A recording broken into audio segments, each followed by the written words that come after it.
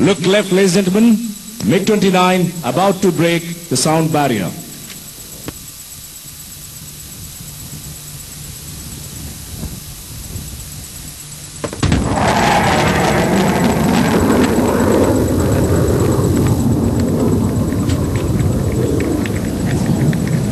And now it is time for two Sukhoi 30 MKIs to employ their photo reconnaissance capability.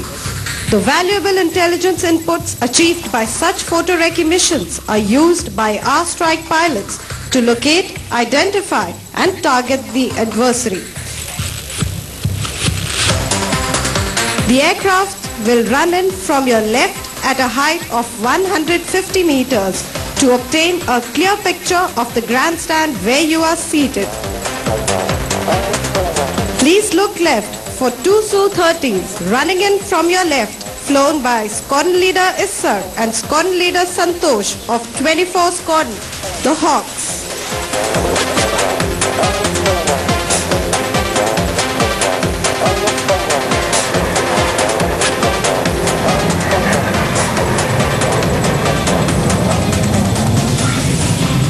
Now that the ball has been set rolling for the demonstration, brace yourselves for the subsequent action that unfolds. Let me now give you a brief insight as to how a typical strike operation is undertaken.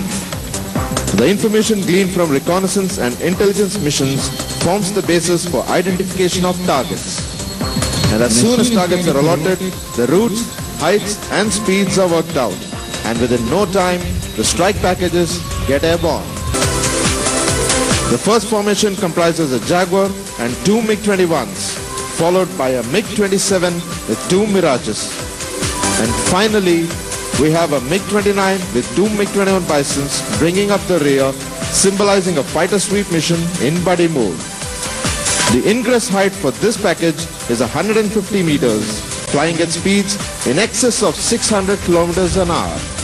The tactical scenario and the aircraft parameters have been altered slightly to keep the aircraft within your visual range. Look to your right now. Leading the pack is the Jaguar, flown by Wing Commander Garg of 224 Squadron, the Warlords, escorted by the MiG-21s, flown by Mahajan and Sharad of 101 Squadron, the Falcons of Cham and Aknoor.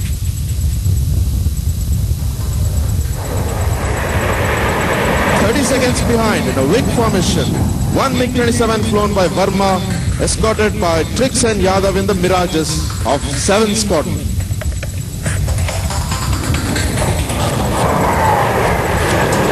And bringing up the rear of the package, the MiG-29 by Rana of 28 Squadron, with him Dwivedi and Ava in MiG-21 Bison 4 Squadron.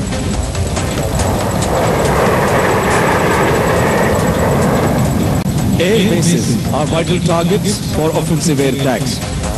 Airfields generally contain densely packed high-value targets. Apart from aircraft, the damage or destruction of critical base facilities can also be decisive. As the operations progress, such an attack will contribute in achieving a favorable air situation.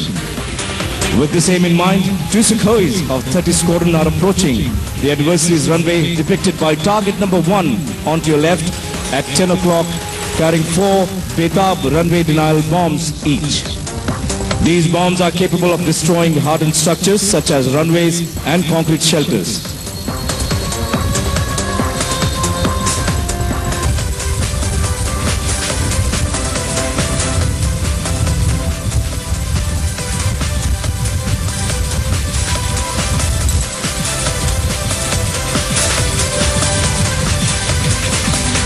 As both aircraft release the bombs together, you can see the parachutes being deployed. Now the rockets fire, giving the bombs high velocity to penetrate the hard surface of the runway. But that is not all. Wait, watch, as the bombs explode.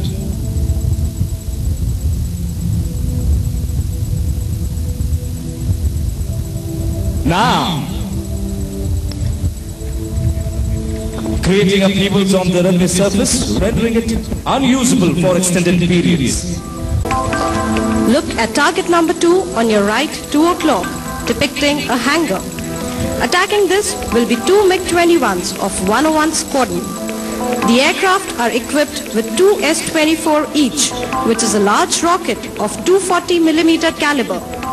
The S-24 rocket is a highly accurate and potent weapon capable of destroying most hardened shelters. Falcons, as they are called, hold the distinction of being the most decorated squadron of the 1971 war. They presently operate the MiG-21 Type 96. The aircraft has been designed to offer the best aerodynamic performance at high speeds. The first aircraft is now coming in for right 4 o'clock. Steady in a 20-degree dive is MiG-21 flown by Wing Commander Siddiqui. Wait for the rocket to be fired. Rocket fired, follow the smoke trail and the impact.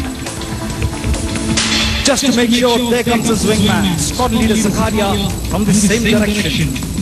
Already set, rocket fire. Two Jaguars loaded with 4 1,000-pound bombs each have been launched to attack this yard. Look behind, 8 o'clock high, there's the leader in a 20-degree dive. Bombs gone. Follow the bombs to the target.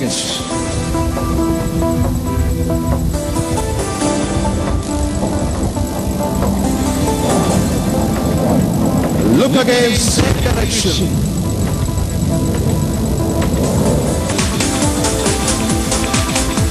Bombs gone once again. Follow the bombs onto the target.